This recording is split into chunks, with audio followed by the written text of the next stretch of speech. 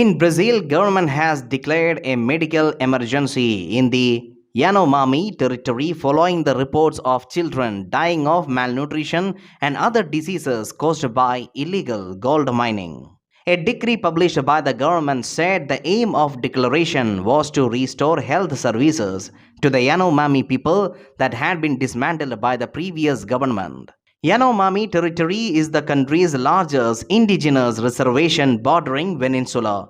The government announced food packages that will be flown to the territory where some 26,000 Yanomamis live in a region of rainforest and tropical savanna the size of Portugal. Yanomami has been invaded by illegal gold miners for decades.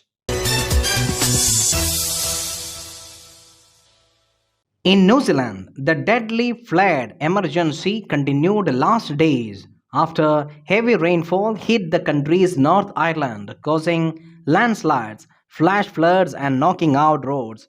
At least 3 people have died, and one is missing after New Zealand's largest city experienced its wettest day on Friday. The nation's weather forecaster Met Service warned of more severe weather across Auckland until Tuesday.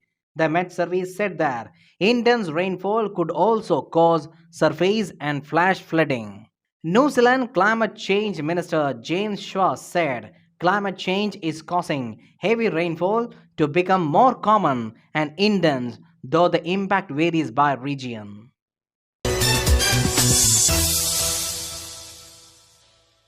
US military operation has killed a senior ISIS leader and 10 members of the terror group in northern Somalia. According to US officials, a key regional leader of the Islamic State group, Bilal al-Sudani, was killed during a gunfight after US troops descended on a mountainous cave complex in northern Somalia. Around 10 of Sudani's Islamic State associates at the scenes were also killed. US Secretary of Defense Lloyd Austin in a statement said that on orders from the president, the US military conducted an assault operation in northern Somalia that resulted in the death of number of ISIS members including Bilal al-Sudani. The US president authorized the strike earlier this week after consulting with top defense intelligence and security officials. According to media reports from his mountain base in northern Somalia, Sudani provided and coordinated funding for Islamic State branches not only in Africa but also Islamic State Khorasan, the arm operating in Afghanistan. The United States, Germany, and Norway have announced that they will send battle tanks to Ukraine in order to support the devastated nation during the ongoing conflicts. US President Joe Biden said that he would give Ukraine 31 M1 Abram tanks, changing the administration's long-standing resistance to Kyiv's request for highly advanced but labor-intensive machines. He said in a short and long term, the tanks would improve Ukraine's capabilities to defend its territory and achieve its strategic objectives. German Chancellor Olaf Scholz also declared that Leopard 2 tanks would be sent to Ukraine to aid Kyiv in the continuing conflict with Russia. The simultaneous declarations came after weeks of heavy pressure from some NATO members on Berlin to provide armed vehicles to Ukraine. Turkish Foreign Minister Mevlut Cavusoglu has said it was meaningless to hold a trilateral meeting with Sweden and Finland to discuss their NATO bids after protests this month in Stockholm. Speaking at a news conference on Thursday, Cavusoglu said there is no offer to evaluate Sweden's and Finland's NATO membership separately. Swedish Prime Minister has said his country wanted to restore NATO dialogue with Turkey after Ankara indefinitely postponed trilateral talks with Sweden and Finland over their membership.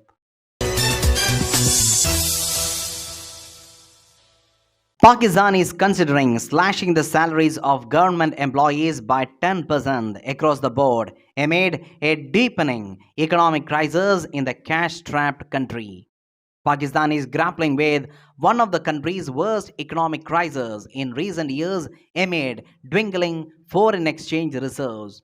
According to media reports, the National Austerity Committee, constituted by Prime Minister Shehbaz Sharif, is also considering cutting down expenditures of ministries by 15%, reducing the number of federal ministers, ministers of state, and advisors. Pakistan revived a stalled $6 billion IMF program last year, which was initially agreed upon in 2019, but is finding it difficult and hard to meet the tough conditions of global lender. There are reports that IMF may not release more funds under the program until the pledges made by the government are met. Thousands of people took to the streets in South Africa to protest a prolonged energy crisis that has left the region's biggest industrialized economy suffering from chronic power outages. Protests took place at various locations nationwide, including the financial hub, Johannesburg, and the seat of parliament, Cape Town. An estimated 2,000 to 3,000 protesters marched on the African National Congress Party's headquarters in Johannesburg. The ANC has been in power for almost 3 decades and is held responsible for the crisis by the opposition. The Democratic Alliance, the strongest opposition group which organized the rallies, was represented by the majority of demonstrators' attire, which was blue.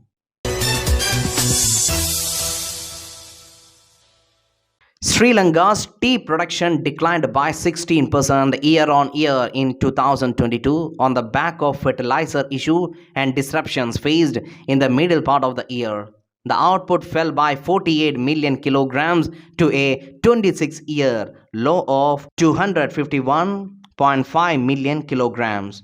The high demand for Ceylon tea at auctions enabled the island nation to achieve export earnings of $1.258 billion. The tea exports from Sri Lanka have been a major source of foreign exchange for the economy. United Nations Secretary General Antonio Guterres called on Taliban in Afghanistan to allow girls to pursue secondary and higher education. On the International Day of Education, Guterres urged the Taliban to reverse the ban on girls' access to education. Calling education a fundamental right, Guterres said that now is the time for all nations to ensure taking actual steps to develop an inclusive learning environment for all. He urged nations to end all discriminatory laws and practices that hinders access to education. According to the United Nations Educational, Scientific and Cultural Organization, currently around 80% of school-aged Afghan girls and young women are out of school under Taliban rule as they are denied access to secondary schools and universities. United Nations Office for the Coordination of Humanitarian Affairs said that now 1.1 million Afghan girls are banned from secondary school and more than 1 lakh others are banned from universities. World Bank Managing Director for Operations Van Trotzenberg has called Bangladesh development and growth story an inspiration for many countries. In a press release issued after concluding his 3-day-long visit to Bangladesh, Van Trotzenberg commended Bangladesh for tackling many of the development challenges in remarkable ways. He said Bangladesh has reduced poverty in record time and has played a leading and innovative role in disaster risk management and adaptation to climate change, reaffirming World Bank's commitment to help achieve its vision of becoming an upper middle income country by 2031. Van Trotzenberg reiterated World Bank's support for the green and inclusive economic growth of Bangladesh. World Bank MD met Prime Minister Sheikh Hasina on Monday and commended Bangladesh's role in climate change adaptation and disaster preparedness. He also lauded Prime Minister Hasina's leadership as the chair of Climate Vulnerable Forum during 2020-22. The World Bank helped Bangladesh build and rehabilitate more than 700 kilometers of coastal embankments, 1,000 cyclone shelters that also operates as schools, and 550 kilometers of paved roads that improve access for surrounding villages. Van Trotzenberg also visited Rohingya camps in Cox's Bazar and thanked Bangladesh for its generosity in providing shelter to about 1.1 million displaced Rohingya people. China says COVID outbreak has infected 80% of its population. IMF confirms India's assurance to restructure Sri Lanka's debt. Chris Hipkins sworn in as 41st Prime Minister of New Zealand. US lawmakers praise Ukraine's government for taking swift action against corruption, back continued aid. Heavy snow causes traffic jams, hundreds of airline cancellations, disruption in rail service in Japan.